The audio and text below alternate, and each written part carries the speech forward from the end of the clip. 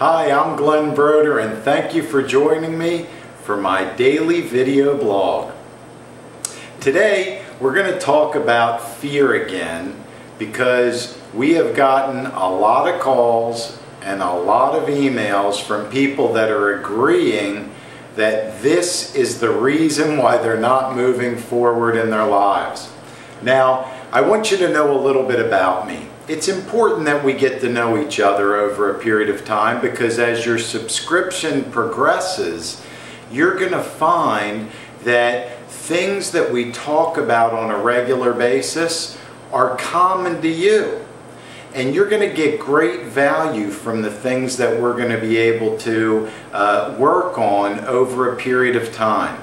And I want everybody to feel comfortable, to please know that the only place those emails come to when I give out glennbroder@gmail.com, those come to me.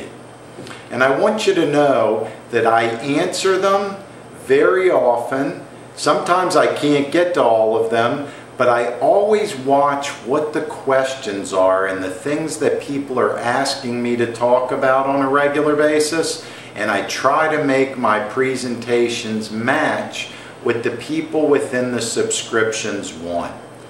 And fear is one that I knew I was going to be touching on a nerve, and I started it this month to talk more and more about it, and now we've gotten to the point where I think people are really saying, you know what, Glenn, please share more about what we can do to practically get through the problems that we have with fear. Again, let me start off with the way I generally start off talking about fear. It lives in only one place, the mind.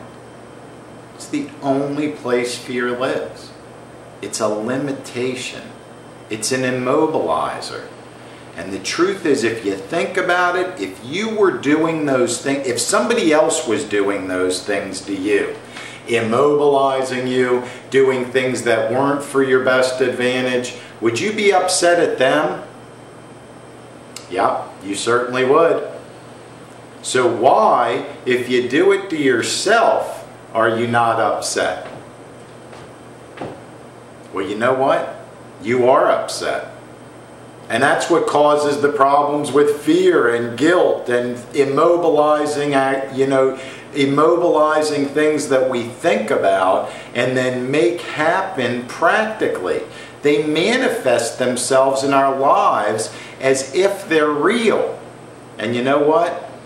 There are a lot of things that you will do that we could find other people that wouldn't do them.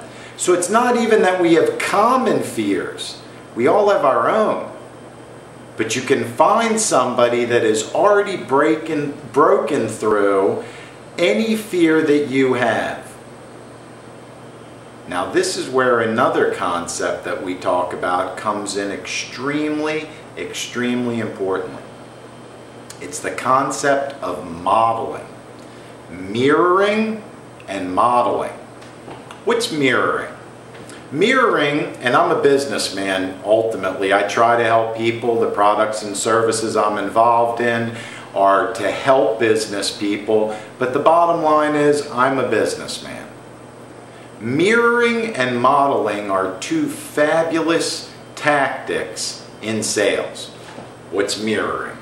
Number one, if I meet you face to face, or if I only speak to you on the phone, and I mirror the kind of talk, the tone you use, the pace you use. If we're together, I sit the way you're sitting. I cross my legs if you've crossed your legs. I sit forward if you're sitting forward.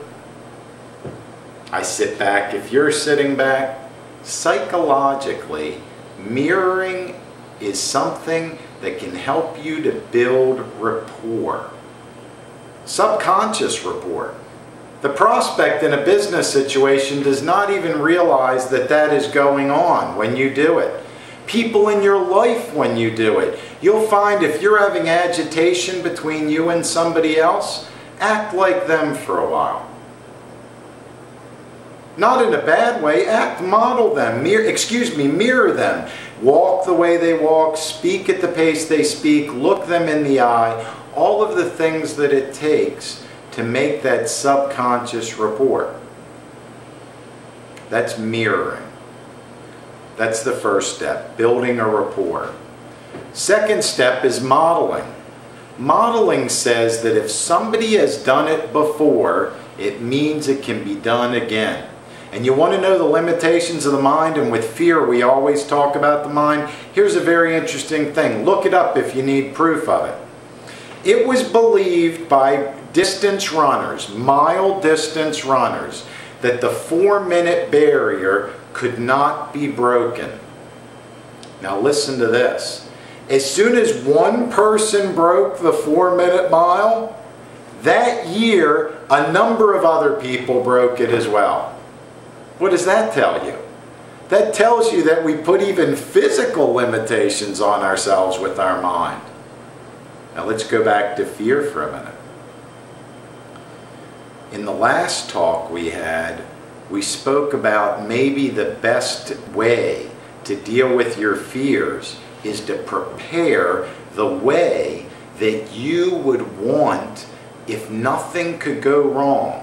If you could go out and do everything and everything would work out perfectly, how would you plan to set out to do that if there was no fear involved?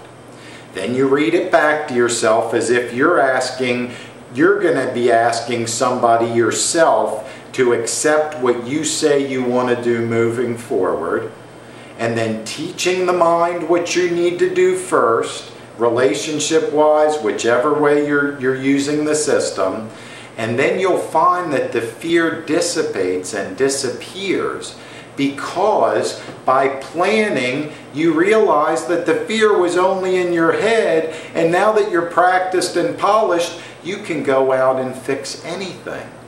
Now we all have times in our lives when we have friction in relationships. Sometimes it does take apologizing. Usually if you go in and you apologize and you say, you know what, I'm sure I had a part in whatever happened. I know it didn't work out the way we wanted it to work out. Maybe we can work on it. I'm open to that. And then you go into what you would like, and you've read it back to yourself so it seems reasonable if you asked yourself to do it. Then when you go and ask the person in the other part of the confrontation or the friction, you're polished. You feel more comfortable. You're ready to say what you want to say because you believe it's reasonable. That cuts across every boundary. Mirroring. First, if they need it, you have to just subconsciously, you have to hold your body the way that they hold their body. You have to deal with them on an equal way so that they get this subconscious rapport built. And then you have to be prepared and polished, modeled. If somebody's done it, you can do it. Trust me, there's very few things that any individual human being has ever done that others couldn't come along and do as well. So apply that to fear as well. Apply that to how the brain works. Fear's here. Put it on paper, whatever you want and plan to do, and you will find that fear is gone. You know what you need to do to move forward. So now it's just taking the first step. That's what we're going to talk about next. Actually taking the first step.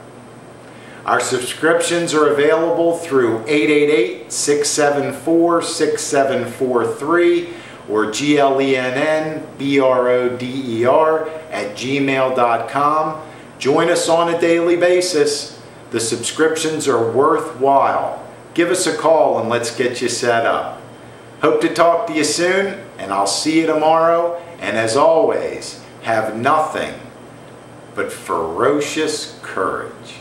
We'll talk to you soon. See ya.